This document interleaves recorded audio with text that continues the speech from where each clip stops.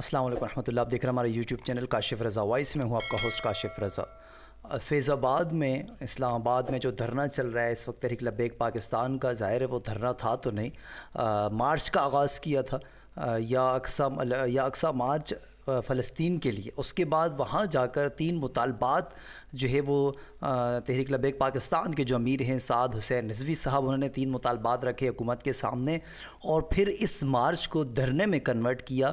اور پھر یہ اعلان کیا گیا کہ جب تک یہ مطالبات نہیں مانے جاتے ہم دھرنے میں بیٹھے رہیں گے.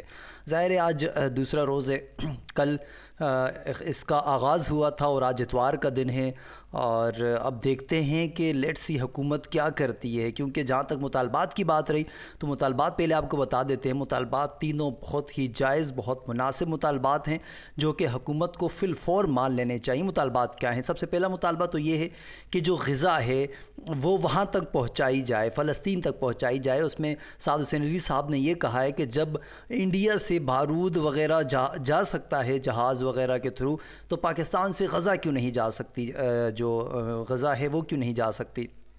تو جو کھانے پینے کی اشیاء ہیں، اشیاء خوردنوش، وہ وہاں پہنچائی جائیں فلسطین. اور دوسرا مطالبہ یہ ہے کہ جو نیتن یاہو ہے، اسرائیل کے جو وزیر اعظم ہیں، ان کو پاکستان دہشت گرد قرار دے.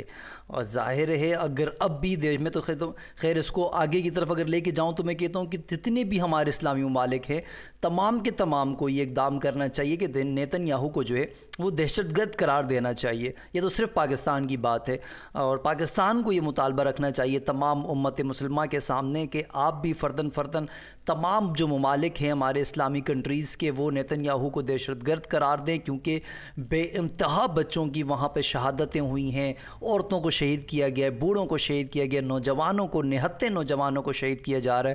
تو اب بھی اگر وہ دہشت گرد نہیں ہیں تو پھر کب دہشت گرد ہوگا؟ یہاں تو کوئی مسلمان، ایک مسلمان اگر کسی کو مار دیتا ہے، وجوہات جو بھی ہوتی ہیں وہ فی الفور یہ کہہ دیتے ہیں کہ مسلمان دہشت گرد ہے. تو اب نیتن یاہو دہشت گرد کیوں نہیں ہے؟ تو یہ بالکل بھی جائز مطالبہ ہے. یہ دوسرا مطالبہ جو رکھا گیا یہ بھی.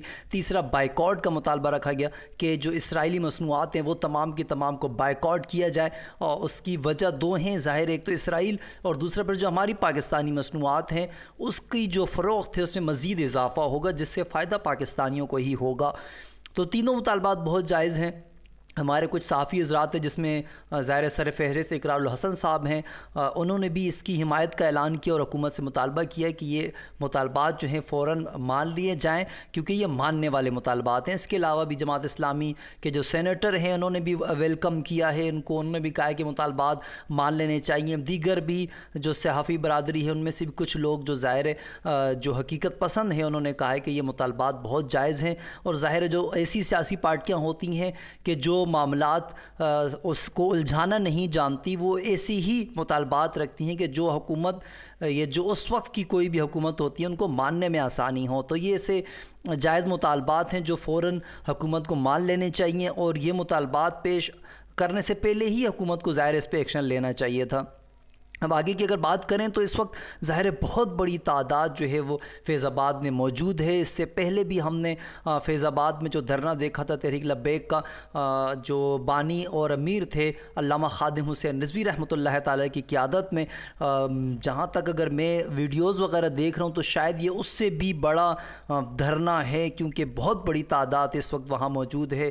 مجھ سمیت بہت سے لوگ یہ سمجھ رہے تھے کہ شاید تحریک لبیک پاکستان اس طرح کا بھی کراؤڈ اکٹھا نہیں کر پائے گی جس طرح کے ماضی میں احتجاج وغیرہ یا دھرنے ہوتے آئے ہیں. لیکن ظاہر تحریک لبیک نے ایک بار پھر سب کو سرپرائز کیا اور بہت بڑی تعداد تحریک لبیک پاکستان کی دھرنے کی وہاں موجود ہے. اور وہ تمام کے تمام ظاہر امیر سعد حسین رضوی صاحب کے جن مطالبات ہیں ان پر بیٹھے ہیں، اور جب تک یہ مطالبات نہیں پورے کیے جاتے وہ وہیں بیٹھے رہیں گے. تو لیٹس سی کہ مطالبات کب پورے کیے جاتے ہیں اور حکومت اس پر کیا ری ایکشن کرتی ہے. کیونکہ ابھی تک حکومت کی طرف سے کوئی خاص اس پر پیغام نہیں آیا کہ حکومت ان مطالبات کو ماننے جا رہی ہے، نہیں ماننے جا رہی، یا کوئی بات چیت ہوگی تحریک لبیک پاکستان سے، کوئی وفد آئے گا، کیا ہوگا کیا نہیں ہوگی. اب تک اس بارے میں کوئی ایسی پیش رفت تو نہیں ہوئی ہے. تو ظاہر ہے شام تک یا کل تک ہمیں اس حوالے سے معلوم پڑے گا، تو پھر آپ کو وقتاً فوقتاً آپ کو آگاہ کرتے رہیں گے کہ وہاں کی کیا خبر ہے، کیا نیوز وہاں سے آ رہی ہے اور کیا کیا چیزیں ہیں، وہ سب ہم آپ کو بتاتے رہیں گے۔ وہاں جتنے لوگ موجود ہیں